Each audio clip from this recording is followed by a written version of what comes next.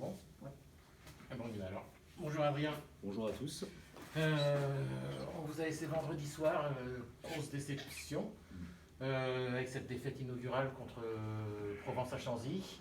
Théo Velten nous disait tout à l'heure que vous aviez beaucoup bossé cette semaine sur ce qui avait pêché, notamment ces fameuses zones de contest dont tu nous avais beaucoup parlé tout au long du mois d'août. Ouais, non, faut qu'on le règle, vraiment. Faut qu'on le règle. En fait, vraiment, au-delà de l'aspect technique, il y a l'aspect jeu, quoi. Stratégique, il faut vraiment qu'on le règle, quoi. On a eu quelques séquences longues, trop peu, mais on en a eu quelques-unes qui se sont conclues par des pénalités contre nous. Donc voilà, faut qu'on arrive à régler ça. Oui, ce qu'on a vu, vous êtes souvent pénalisé sur vos possessions de balles. Sur nos possessions de balles, ouais. On prend 16 points sur nos possessions de balles. Non, 17 points sur nos possessions de balles. C'est énorme. Ouais. C'est beaucoup, donc voilà. Il y a deux choses. Le premier réflexe, ça a été de dire bon, on joue plus du tout. Ce qui s'entend aussi, hein, de la part des joueurs, de la part du staff. Et puis après, on a quand même envie de jouer d'une part. C'est un débat qu'il y a eu, vraiment? Ouais, c'est un débat qu'il y a eu, ouais, en se disant, mais on met des séquences longues, dans les 22 heures, pénalité contre nous, pénalité touche, pénalité contre nous, 3 points, quoi. Je veux dire, donc c'est frustrant, quoi. Donc voilà, donc après, l'autre question, elle est aussi pourquoi on perd ces ballons dans les zones de ruck, et là, il y a aussi l'urgence qu'on y met, la violence nécessaire dans ce combat au sol, qui n'était peut-être pas au rendez-vous. Donc voilà, en tout cas, on va essayer de continuer à jouer. Alors, trouver aussi le bon curseur entre engagement et lucidité, quoi. Il faudra le trouver, ouais. Mais non, mais après, c'était plat quand même, si tu veux, un peu le sentiment général, même à l'échauffement, on sentait ce côté un petit peu plat, ça manquait d'excitation, et c'est dommage. Tu vois, donc quand tu vois au bout de 50 secondes des joueurs marcher un peu, c'est qu'il y a un moment, on n'est pas rentré dans le championnat, on n'est pas rentré dans la saison, on n'est pas rentré dans notre match. Et comment est-ce possible avec une telle attente? Ouais, c'est ça en fait. Est-ce que je sais pas, sais pas vraiment. Donc on a eu, hein, ça a été identifié, et puis personne s'est caché, quoi. Je veux dire, tout le monde a pris ses responsabilités, joueurs et staff, parce que si on n'est pas rentré dans ce match, on a notre approche et la façon dont on l'a préparé en tant que staff, elle est à remettre en cause également, je veux dire. Donc voilà, écoute, on espère évacuer ça dès ce week-end, quoi. Ouais, parce que le menu il est copieux. Si tout se passe normalement, mais à Béziers, réception d'Oyo, déplacement à Nevers. Il va falloir prendre des points quand même sur ce premier bloc. Ouais, il faudra prendre des points. Après, il faut retrouver un peu cette excitation, cette envie de jouer, cette énergie. Donc j'espère qu'on va trouver ça à Béziers. En tout cas, on se l'est fixé comme objectif. On s'est fixé aussi de jouer, parce qu'on pense qu'il y a rien à perdre, et ça va nous permettre de travailler justement sur cette zone de ruck. Si on est capable d'enchaîner les séquences de jeu, on franchit beaucoup. Sur le match de Provence, 56% de nos ballons d'attaque, on a franchi, en fait, on a avancé, on a gagné la ligne. C'est un haut ratio, quoi. Par contre, derrière, il faut le convertir par des points, et c'est là où on a été en difficulté. Donc voilà. Tu as vu Béziers, j'imagine, contre Mont-de-Marsan lundi soir. Ils ont cédé en deuxième mi-temps, ce qui était à peu près prévisible compte tenu de leur prépa. Après, ils sont quand même présents sur les valeurs qu'on leur connaît, les valeurs de combat. Ils essaient d'amener l'adversaire dans ces zones de combat, et de monter fort, de mettre beaucoup de pression sur les porteurs de balles. On le sait, hein, et puis ça va être à domicile. Leur premier vrai match à domicile, je ne compte pas sur Toulouse,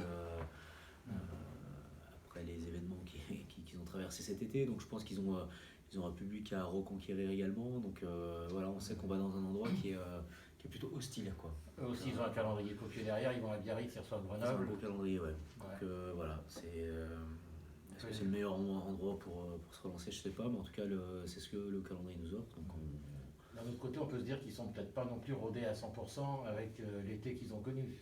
Ouais, au-delà du rodage, encore une fois, moi je crois que on a tous des choses à régler, mais il y a les choses qui ne sont pas de l'ordre du rodage, qui sont de l'ordre de l'humain, et qui ne demandent pas de talent, et qu'on doit être capable de mettre à partir du moment où on rentres sur le terrain. Je veux dire, quand tu prends le bus pour partir, tu dois avoir envie de jouer le match, tu dois avoir envie de bagarrer pour le maillot, bagarrer pour le résultat et souffrir quoi. Parce que gagner à l'extérieur c'est douloureux, ça se fait jamais sans souffrance quoi. Donc voilà, le combat ça va être le minimum syndical. C'est le minimum syndical. Ouais. Mais oui, sinon tu peux trouver la soirée hyper longue quoi. Donc, justement, ces annulations de match, un coup je joue, un coup je joue pas, c'est pas difficile justement à maintenir les joueurs sous pression parce que ça peut s'installer dans la tête quand même. Nous-mêmes, on ne sait pas si on y va, si on n'y va pas, etc. Bon. Qui perd le casse-croûte et tout ça. Didier Pichot. Ouais. Non, c'est. On vit comme ça maintenant. Ouais. On a pris le rythme de se mettre les sticks dans le nez toutes les semaines, d'attendre le résultat. Bon, on est bon, ouais, nous on est bon. Voilà, donc. C'est un peu dur de concerner les joueurs sur l'équipe, c'est-à-dire tu annonces un groupe sans avoir les résultats, donc tu sais pas trop si tu dois faire un groupe plus large, c'est un peu la difficulté, mais franchement, encore une fois, on n'est pas à plaindre nous. Je vois les copains à Oyo qui s'entraînent par groupe de 4 avec un coach, quoi. Rouen, je crois qu'ils sont dans la même situation, donc nous on a la chance de pouvoir s'entraîner ensemble, de travailler ensemble, donc on va pas... Voilà, donc quand après on a l'opportunité d'être sur le terrain, on doit pas se poser de questions quoi. Justement, ce protocole il a été un petit peu assoupli, amendé cette semaine. Bon, j'imagine déjà c'est un petit soulagement. Je crois qu'il n'y a plus qu'un test par semaine, il me semble. Est-ce que ça veut dire que les instances elles sont à l'écoute quand même des clubs et des retours des acteurs? Elles ont envie que la saison se joue, c'est-à-dire que plus tu mets de contraintes, moins tu as de chances de jouer les matchs à mon avis. Donc ils sont à l'écoute du diffuseur aussi j'imagine, pas que des clubs. Parce que je suis pas sûr que Canal avait programmé des matchs le lundi soir dans sa grille de départ. Donc bon, ils sont à l'écoute un peu de tout le monde, mais de toute façon tout le monde navigue un peu à vue j'ai l'impression, et pas que au sein de la Ligue. Au gouvernement, au ministère de la Santé, donc on est... nous on fait ce qui est notre métier, on s'entraîne au rugby. Alors après, il y a un soulagement parce que je t'avoue que la semaine de Vannes, on a pris trois tests dans la figure, c'est pas agréable quoi. Donc voilà, puis je pense que c'est l'image que ça renvoie, c'est pas ça quoi. Je pense qu'il y a des gens qui ont vraiment besoin d'être testés, pas pour faire du sport, pour d'autres problèmes. Et donc toi, on te teste 3 fois dans la semaine pour jouer un éventuel match amical. Je veux dire, à un moment, c'est moyen quoi, donc c'était normal, je pense qu'on revienne à des choses un peu plus raisonnables. Adrien, il y a 10 jours, tu nous avais dit que avec le match, le peu d'écart qu'il y avait normalement entre les matchs et la réception le déplacement à Vestiaire et la réception de Yonax, ça t'amenait à envisager 2 équipes, enfin de travailler déjà avec cette perspective. Là, il va y avoir 6 jours, puisque Oyo est décalé d'une journée, ça change? Non, on est resté, on a un peu bougé notre planning, c'est-à-dire que on va pouvoir mettre une récup aux joueurs qui ont fait le déplacement qui font le déplacement à Béziers, mais on est resté un peu sur le même principe. Voilà, on a des joueurs aussi qui restent ici pour préparer Oyonnax. Ouais. Mais pas tous les œufs dans le même panier.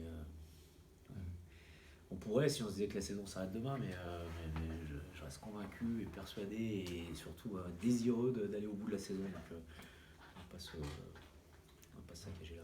L'arrivée de l'arbitrage vidéo fait aussi un discours par rapport à l'engagement des joueurs, parce qu'on a bien vu que lorsqu'il est intervenu sur le coup d'épaule, s'il n'y avait pas eu l'arbitrage vidéo... c'était un carton jaune contre Provence, c'est 3 points de plus. Voilà. C'est un moment clé du match. Moi j'aurais bien aimé l'arbitrage vidéo sur le jeu au pied avec tous les joueurs devant, pénalité contre 3 points. Je l'aurais bien aimé aussi celui-là. Ça va changer un peu dans la mentalité aussi des joueurs, non? Pas trop?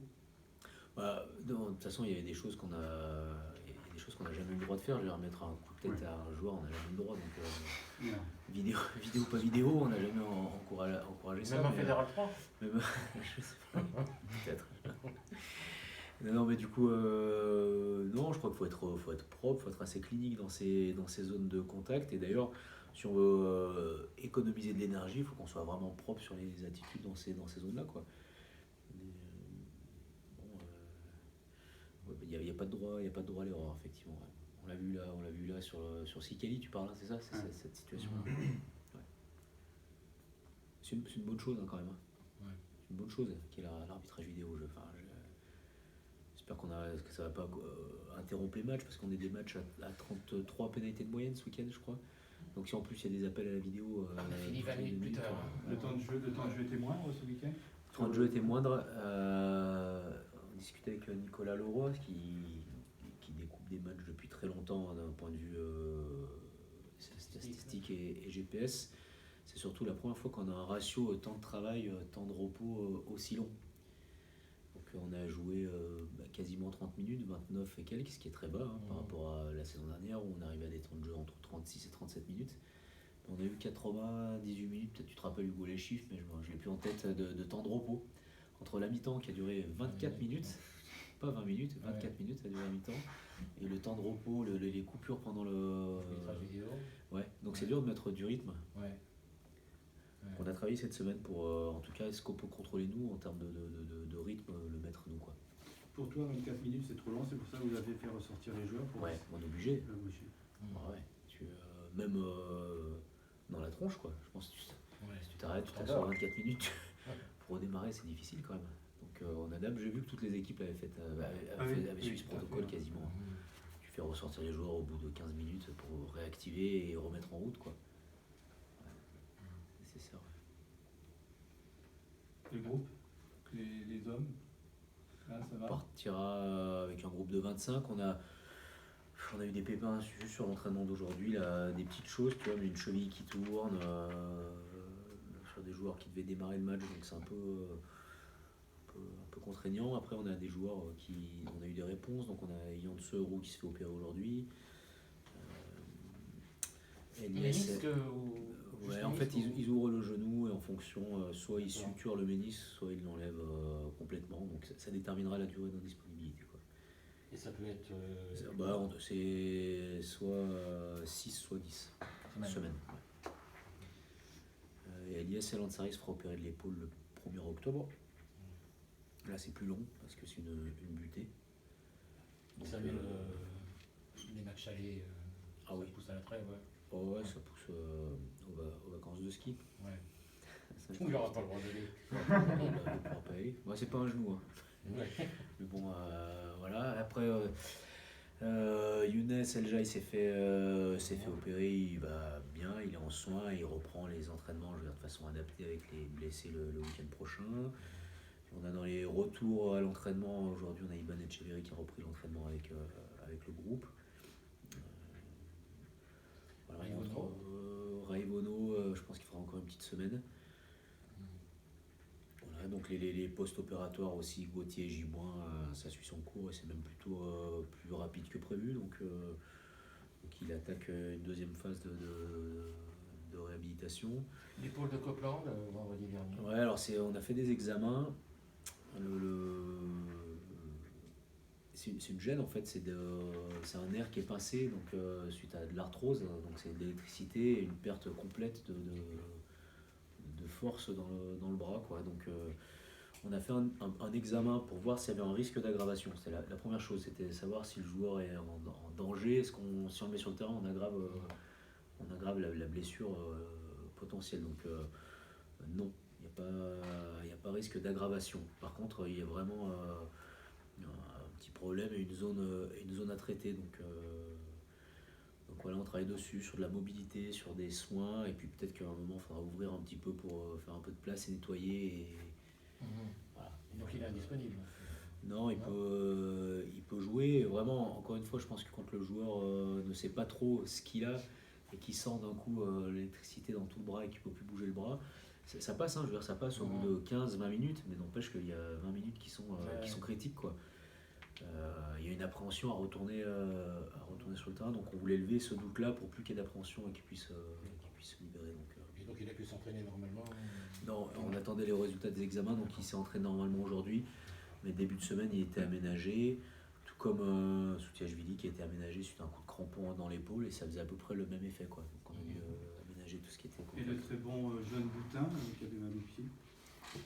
Je laisserai prendre la parole après. Il a pu s'entraîner normalement et puis on a eu le retour aussi dans les chouettes sourires de d'Olé AVI qui est revenu, Ah ouais. qui a repris lundi, voilà, qui amène son sourire, sa fraîcheur, son enthousiasme, c'est toujours agréable. En forme? Ouais, en forme, En ouais. forme. Ouais.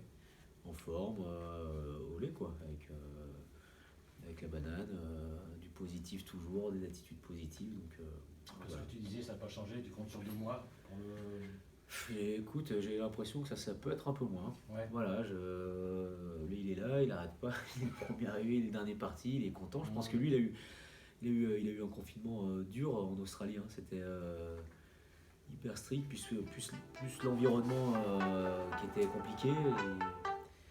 Voilà, donc il a envie de passer à autre chose là. Donc j'espère qu'on l'aura bientôt quoi.